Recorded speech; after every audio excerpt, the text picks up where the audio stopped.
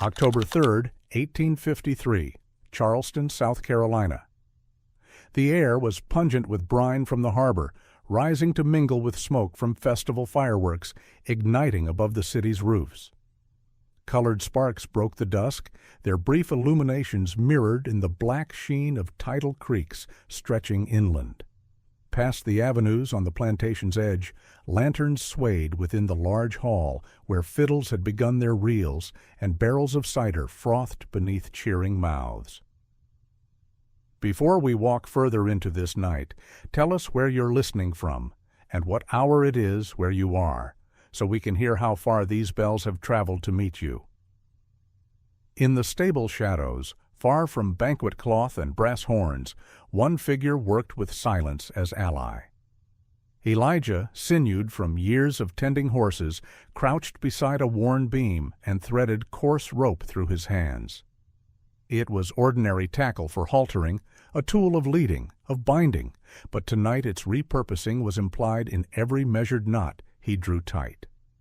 Calluses split against twisted hemp, the fibers whispering as though they too knew the language of witness. Dust hung thick from hay overhead, filtering lantern light lancing through slats. His face shone in that dimness with the sheen of sweat and resolve. He tugged once, twice, listened to the strain respond in timber groan. The stable heat reeked of animals and leather oil, sounds of shifting hooves mingled with the far laughter of feasting. All around him both celebration and servitude breathed, but within he heard a juror's chamber, invisible, where judgment stirred without gavel. The rope became thesis, an idea materialized into length and coil. Every fiber recalled pull and binding, every strand implied undoing of balance. Elijah rubbed the cord between palms as though reading script from texture, memorizing verdict long before lips could speak it. The bells of St. Michael's began their evening peal, their tone carried over marsh and yard alike. To the hall it was fanfare, to the cabins weary signal of more hours spent. For Elijah, the resonance told not worship, but reckoning, as if heaven struck chords announcing tribunal at hand. Each echo wrapped the stable with solemnity, blade sharp and irrevocable. He laid rope across knees and lifted eyes to loft's gloom, mind painting images of faces disappeared by loss, of bargains broken, of voices gone unheard. The rope was both question and answer, silent and absolute. No blood had yet been spilled, no hand yet struck, but within his stillness the night had already been declared guilty. Lantern flared in hallway beyond as workers moved past, carrying cider jugs upward. Elijah remained cloaked in straw scent, motionless, palms resting upon coil as if cradling relic. His heart beat in cadence with bells, slow, even, firm. The festival roared in distant laughter, yet in this cavern of beams a separate page turned. Rope touched palm, bell struck hour, tribunal convened without. Walls! Elijah breathed once, long and steady, before burying the coil beneath saddlecloth for later reclaiming. His story began in this shadow. And so it is set, rope prepared, verdict foreordained, and we ask you now to gather and witness this telling. Festival banners whipped in Charleston's autumn breeze, dyed remnants of old sailcloth strung above stalls, hawking pumpkin pies, sugared nuts, and cider ladled into brimming mugs. Fiddlers scraped reels under gas lamps, their cacophony drowned by traders' shouts and children chasing sparks from bursting fireworks. The city's cobbled square gleamed with wealth, its merriment sanctioned, arranged, and guarded by watchful town patrol. Miles outward, where fields bent under harvest fatigue, another climate reigned. Quarters crouched low against cold gusts sliding from river, their plank walls patched with shaken boards, their roofs complaining under weight of moss. Hinges screeched whenever doors gave way, rattling like teeth in chill.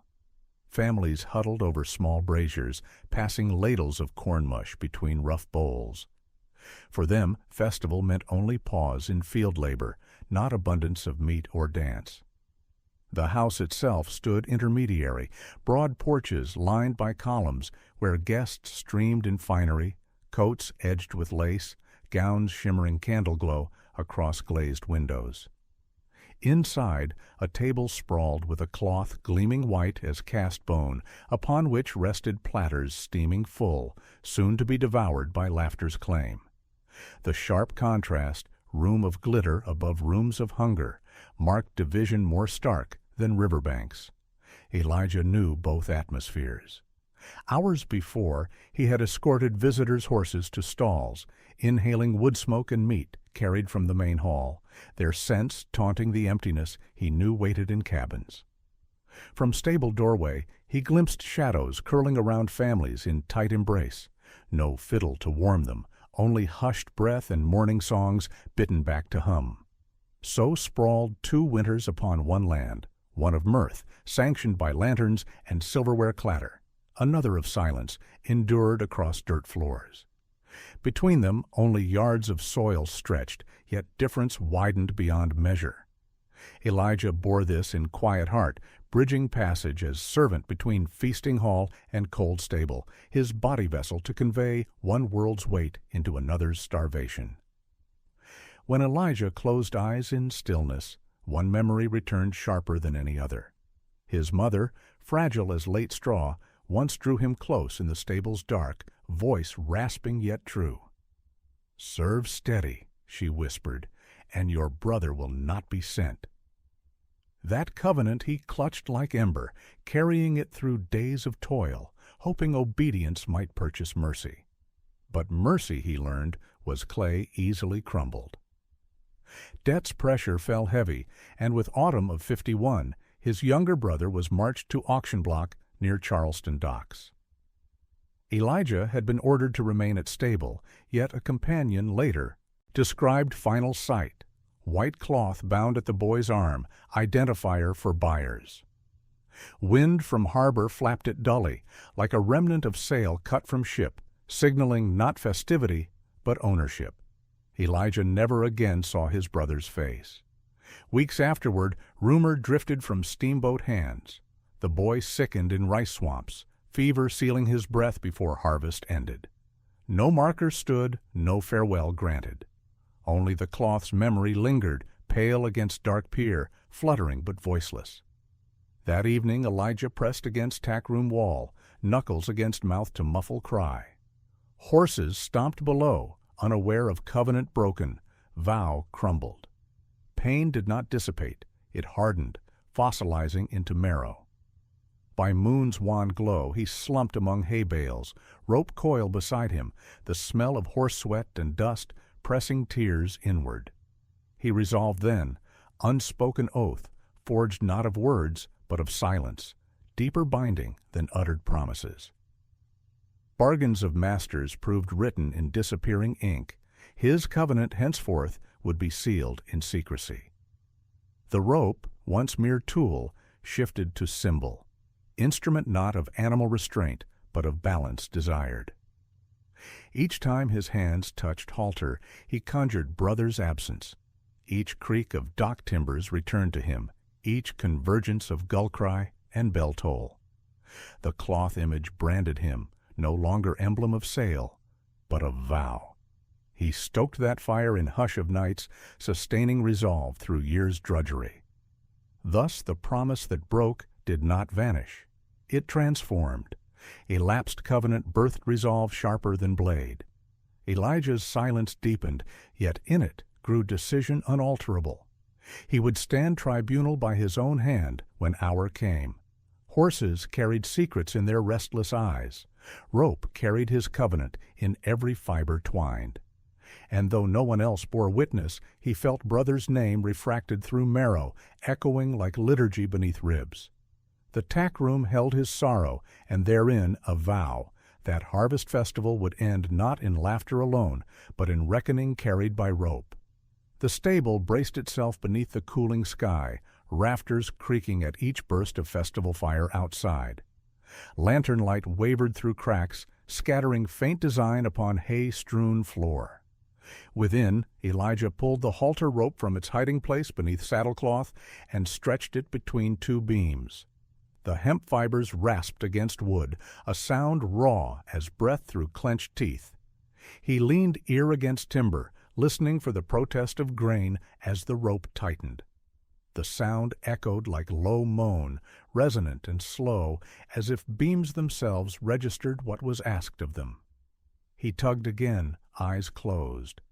No words passed his lips, but mind spoke confessions into fibers, promises in secret language.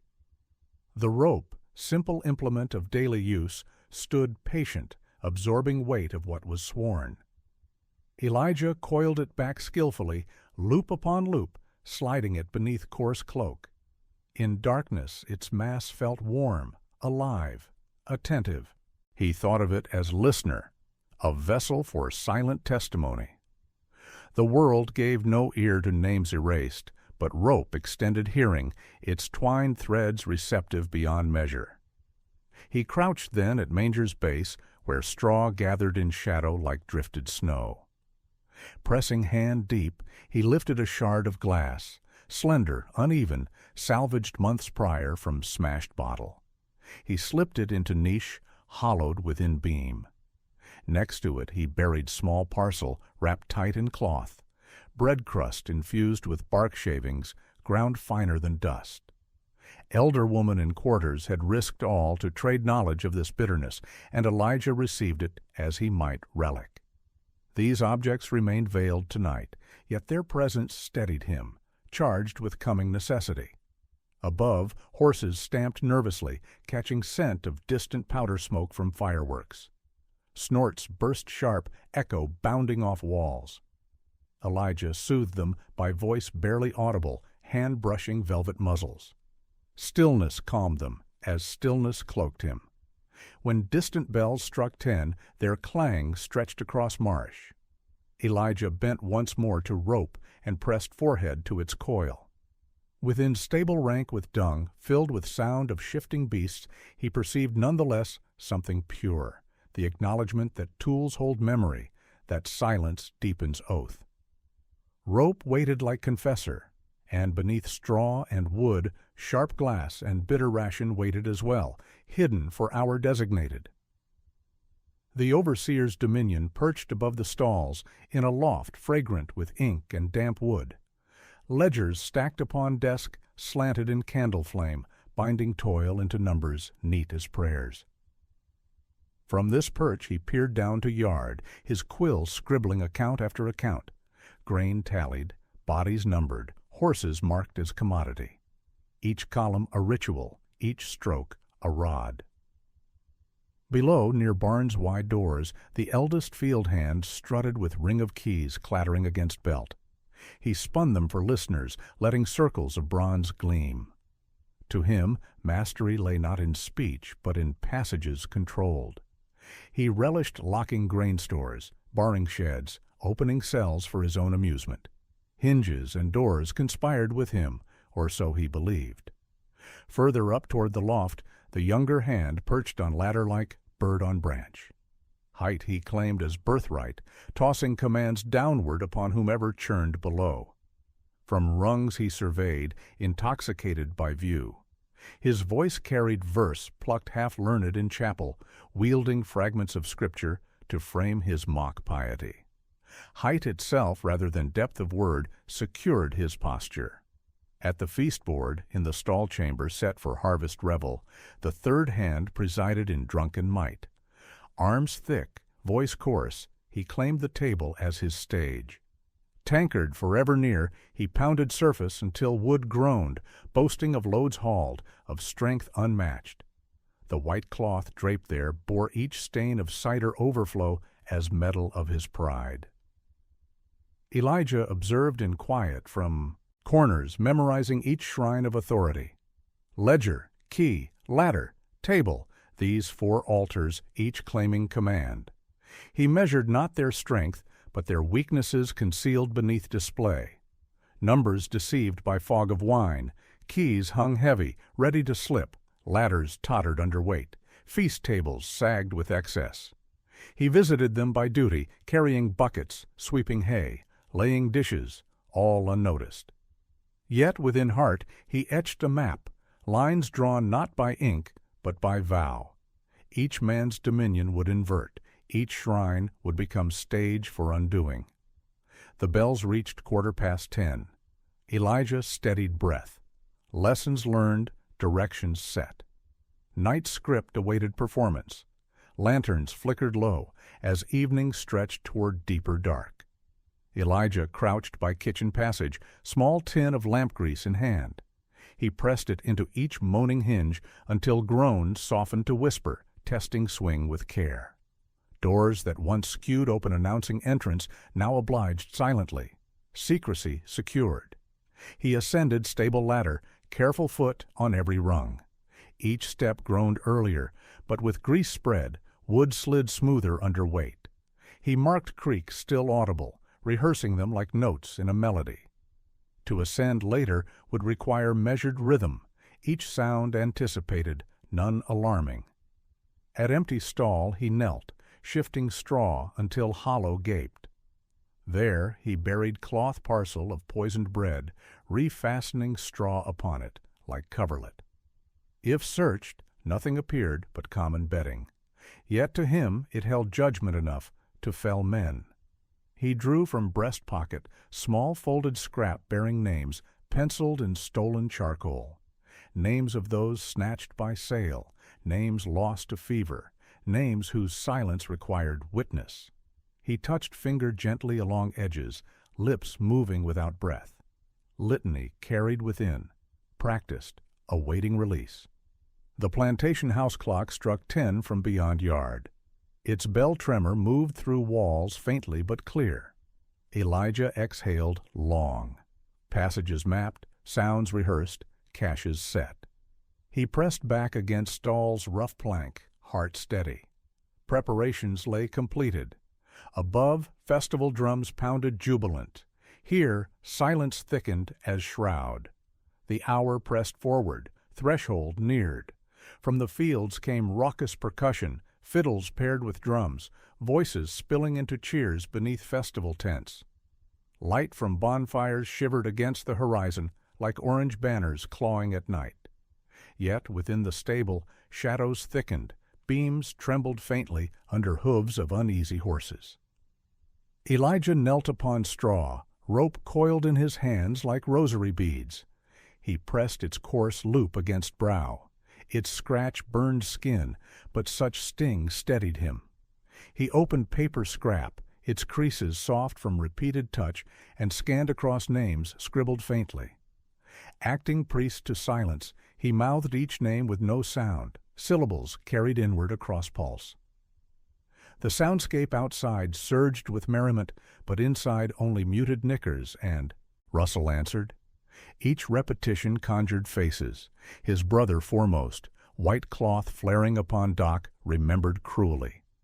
Names piled like liturgy, chorus invisibly sung, each syllable an ember in lungs.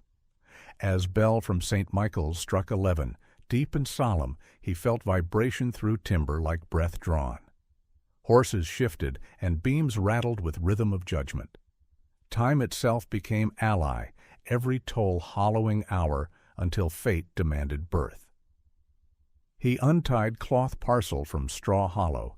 Within lay bread infused with bitter, wrapped taut. Fingers moved gently, reverent in ceremony of unwrapping.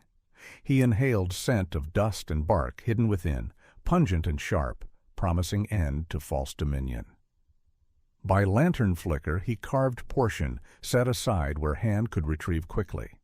He slipped paper scrap deep in garment, close to ribs, returning names to living cage of chest.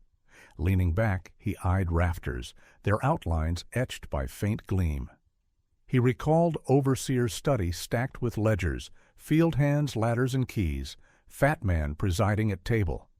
All shrines arrayed, each requiring witness of rope. Then another bell stroke reverberated, 1:15, reminding of closing distance. Elijah breathed deep smoke drifting from bonfires to stable cracks, taste acrid upon tongue. Before him, lantern flame sputtered, swaying perilous. Outside, shouts rose into song. Inside, he lowered head and repeated vow silently yet unbending. Thus names became chorus and rope, a sacrament pressed to skull. The festival roared, yet stable birthed tribunal. Threshold gathered near, only minutes separated intention and execution. Elijah stood, pocketed parcel, and walked from stall quiet as drifting ash. The overseer had retreated from feast, climbing to loft office above stalls. There, fire burned low in brazier, its smoke curling blue against rafters. Candles spilled pale glow upon ledgers lying open like scripture. Ink stains freckled his worn desk, quills scattered. His bulk hunched over pages, eyes tracing columns of bales, debts, and names. Each stroke measured lives in units cold as stone. Elijah ascended stair hushfully. Boards only whispered. The grease applied earlier had done service. He bore tray upon which rested bread portion and small flask. His face wore mask of duty, boy bringing sustenance for master above.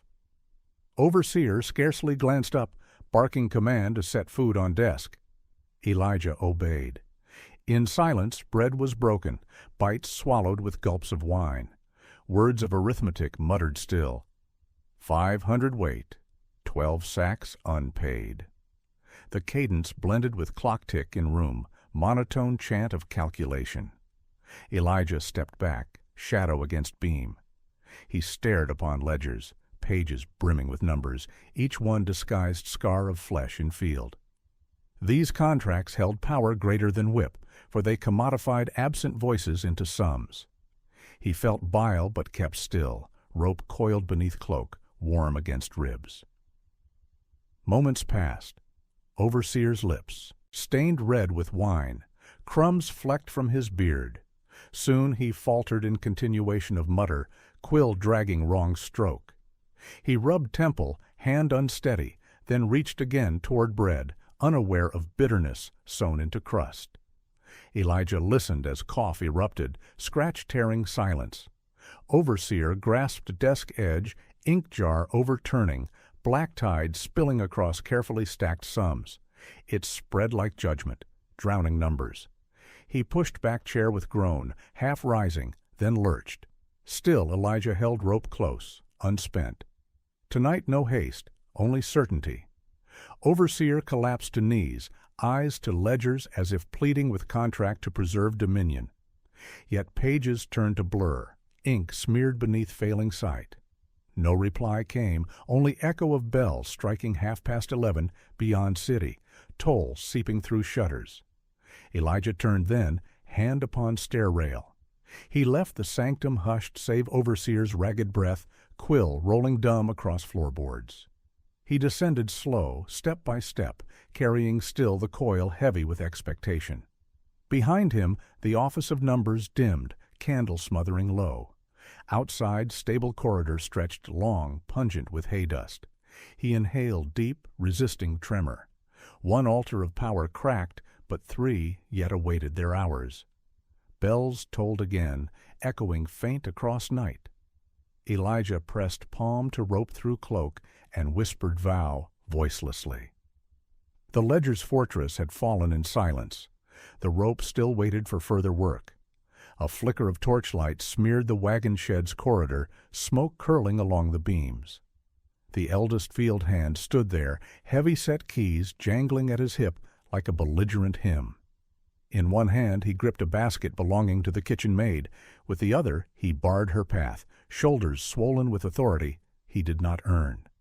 His slurred boasting filled narrow space, echoing against planks warped by damp. Elijah entered at quiet angle. His shadow fell tall along the wall, made long by lantern flame near floor. He steadied his stride, each step measured, rope concealed as always beneath cloak-fold. The hand waved keys aloft, taunting maid with locks he alone claimed power to command. Beyond him the stout oak door strained on metal pendulum hinges, its iron fittings worn but stubborn. The maid's eyes brimmed terror, her arms clutching apron close, her sleeve torn, white cloth stained. Elijah's jaw tightened, but his voice gave no sound. Instead, he reached subtly toward hinge, recalling grease-anointed hours earlier. One push against latch, and door swung outward smooth, betraying no screech. Passage yawned open, releasing stifled air. The rush startled the key-bearer. He stumbled, momentarily off balance, as the door gave so easily. The girl darted free, clutching basket, fleeing into night corridor, her skirts vanishing like bird into thicket. Keys slipped from master's grasp, rang clatter against stone. As he bent to retrieve, boots slid on wet moss, body collapsing hard upon boards. Elijah held gaze steady, yet did not lift rope. This conquest lay not in strangling, but in inversion of decree. The door itself, once barred, had granted exit. The hinge, oiled to secrecy, turned rebel. The authority of keys scattered on stone, sound mocking his fallen hand. He groaned, dazed and humbled, rolling sideways, shame heavier than wound of bone. Elijah slipped back into dark, the maid long fled. Lantern sputtered low, shoving smoke more than light. Beyond stable walls, revelry roared, yet inside the corridor, authority had cracked, not by blow of force, but by door's silent treachery. From the town tower, quarter to midnight tolled. Heavy notes bled across fields, vibrating the fresh night air. Elijah clasped rope through cloak, feeling weight deepen. 2 altars undone, numbered ledger and bolted door. Half path still beckoned. He turned down corridor, watching smoke trail fade, determined. The hayloft ladder reached upward like spine of cathedral, its wooden rungs worn smooth by years of climbing. Upon it perched the younger field hand, quoting scripture with face flushed vermilion from wine, voice stretching verse into command. Half phrases echoed in hollow stable, his tone a mimic of preachers he adored, though solemnity twisted by arrogance. Elijah advanced below, rope brushing forearm, coiled living weight. His steps whispered on straw, careful to anticipate each creak rehearsed earlier. Horses stamped, unsettled by rising voice above, their breath steamy, nostrils blowing harsh. The man lifted his head, praising dominion aloud, fingers spread as though blessing unseen saints. His balance wavered, heel slipping slightly as he gestured toward rafters. Scripture fell crooked, syllables misthreaded, rhythm broken. Elijah ascended first rung, then second, steadying ladder gently. His face masked in servant's obedience, posture bent as though assisting. Yet beneath exterior, silent liturgy beat coursing with names. He knew when to wait, when to move. The man called once more, his verse fumbling, his lungs choking against bitter draught lingering from shared casks. He looked downward as if to demand assent, and saw Elijah's eyes calm, unswerving. In those suspended heartbeats, rope unfurled, loop rising quiet as tide. Any word might have declared rebellion, yet Elijah kept sealed silence, letting action alone anoint moment. Rope tightened abrupt, yet unseen by any but loft's beams and beasts below. The man's chant cracked, syllables faltered into gasp. His fingers twitched toward verse lost forever in throat. Then stillness claimed ladder, rungs creaked beneath still weight. Elijah stepped down measured, rope reclaimed and recoiled. Candles guttered in loft chamber, smoke streaking rafters. Above festival thunder roared, yet inside, stable reverence hushed. Illusion of preacher undone, mock scripture silenced. The bell tolled again outside, quarter to midnight. Elijah paused by stall gate, palm pressed to rope in. Seal of vow fulfilled. 3 altars fallen, last awaited feast below, head of the revel board. The barn chamber rang with drunken song, verses twisted into bawdy chant. The third hand sprawled alone upon bench at harvest board, tankard in fist, gnawing shank of meat. Candle stubs melted into white rivers across cloth spotted with grease. The table, once symbol of abundance, sagged, mahogany scarred by mug thump. Elijah entered with pitcher balanced, water rippling. His movements ghost-like, face deferential, as if final service answered revel. The rope hung slack against forearm, disguised as cord. He approached, waiting moment. The man raised mug, demanded more, words slurred, rolling heavy. His broad chest swelled with self-assurance, cheeks glowing red from wine's fever. Behind words hung emptiness, boasts swallowed by rafters only. Elijah poured calmly, pitcher tipping. Water streamed, glistening over rim, striking tankard, spilling across cloth. Candlelight shimmered upon flow. The man laughed, slapped table so wood roared, bones rattling dishes. In instant between laughter and neck swallow, Elijah wound rope swift as storm current. Cloth jerked taut, plates tumbled, meat spilled. The man staggered upward in drunken rage, yet weight betrayed. His voice strangled, feet rammed board edge. The bells rang midnight at that precise moment. Their thunder from town cut silence deep as blade. Horses neighed, rafters quivered. Feast declared tribunal. The table groaned beneath strain, wood cracking faint. The white cloth darkened with spilled cider and meat fat, transfigured to winding shroud. Tankard rolled, meaningless. Stillness overtook chamber at bell's final toll. Elijah unwound rope and let arms slacken. Heavy body slid against timber, slumped across feast it once ruled. Table that crowned him now bore his fall, evidence loud in silence. Elijah straightened, eyes scanned wreckage, dishes scattered, cloth wrinkled, candle wax spilling slow tears. Authority's last shrine collapsed beneath midnight. Rope dangled in his hand, weight solemn. No cry broke night. Festival outside sang unknowing, but inside, tribunal concluded. Elijah breathed deep, shoulders lifting. 4 lessons invert, each chamber undone. He stood alone before ruin of feast, rope swinging faint like pendulum of clock.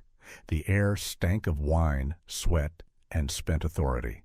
He stepped back from table, rope coiled once more with meticulous care, reverent. His own breath slow, matched to silent bells echoing heart. Tribunal concluded, night moved into aftermath. Lanterns guttered, their smoke lines wavering into rafters. The stable now lay heavy, chamber after chamber bearing silence of undone men. Elijah walked among overturned benches and trampled straw, each step deliberate upon boards damp with cider and sweat. The rope swung from his hand like pendulum measuring the night. He approached the trough, its water still from horses unwatered. He stooped, uncoiled rope's length, and pushed it slowly into cold pool. Bubbles hissed as fibers drank, twisting dark, now heavier than hand alone. He watched reflection ripple, a fractured face, no triumph in its lines. With free hand he filled tin cup, lifted fluid to lips, but did not drink.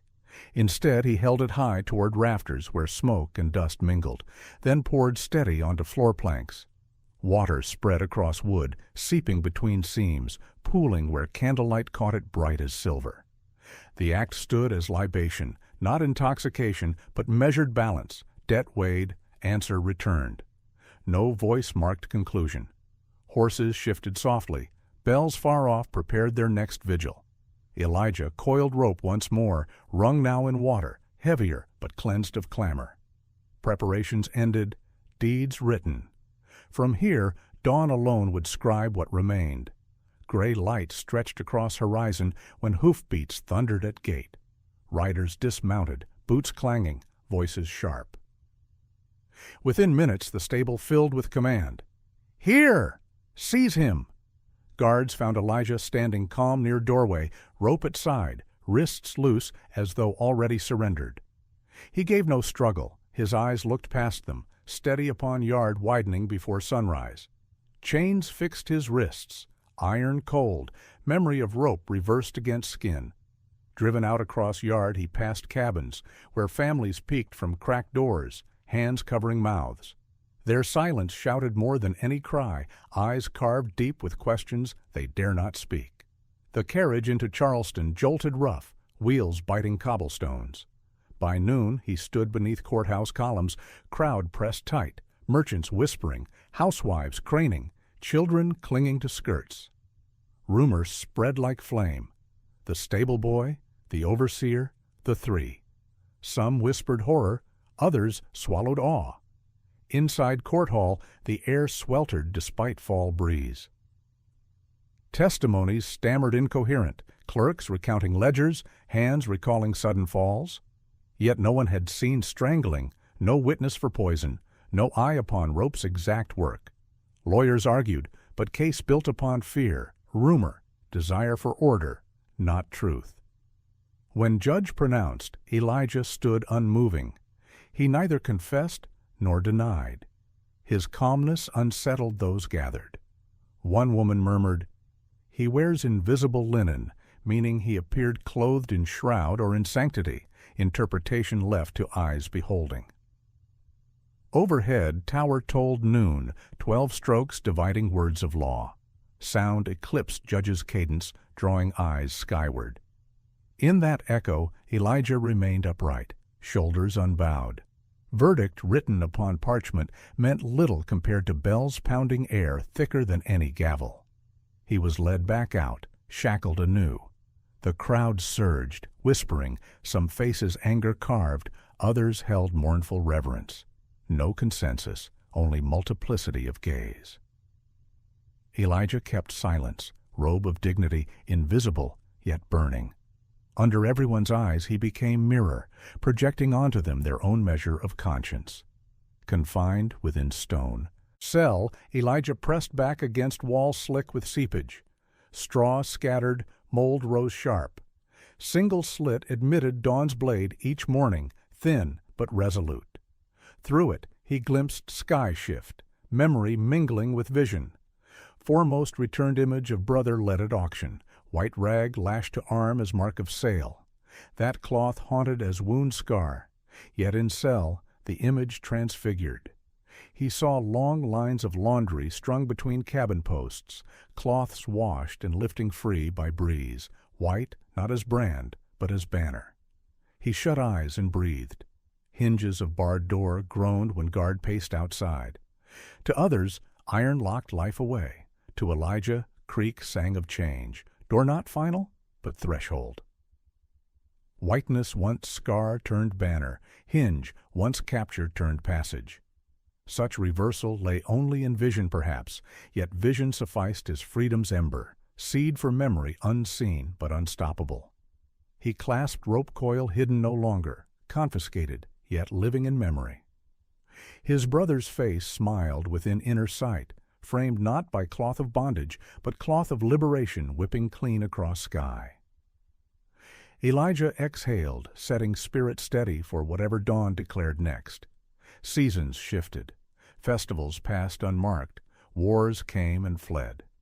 Yet among cabins and along riverbanks, the story of Elijah wove itself quiet as tide, yet strong as rope strand. No parchment wrote it, but mouths carried it, shaping cadence to fit night fires and dawn chores alike. Elders taught children by whisper of stable boy who dared to overturn ledgers, unseat keys, topple ladders, humble tables. They spoke not of detail always, but of cadence, rope that listened, bells that tolled, names carried liturgically. Each retelling shifted cloth to banner, contract to ash, door to opening. Field songs braided with rhythm of his silence. A hush before chorus then burst, echo of how silence itself may break mountains unseen. Rope turned into symbol, once binding flesh, now representing hearing vow. White cloth no longer scar, but emblem of shared resolve, strung high where wind might lift it past any overseer. Children asked, was he punished? Was rope his end? Elders answered, his name endures, punishment fades. For it was not body that survived, but names he carried. Each name repeated became link in invisible chain of community, stronger than iron, yet lighter than breath. At twilight, bells from town or chapel rang across lowlands. Listeners stopped momentarily, hearing not call to worship, but reminder. Time bears witness. In sounds they recalled Elijah, rope in hand, silence steady, gaze unflinching. Thus memory traveled outward, over marsh, along rivers, across generations. Not by quill nor decree, but by pulse of story housed in human breath. Elijah's vow became their vow, echoed through chants, through cloth waving clean, through door hinges opening free. His story ended not in cell, not in rope reclaimed, but in remembrance flowing forward. If you like this story, then just hit the like button and subscribe our channel to get more interesting stories.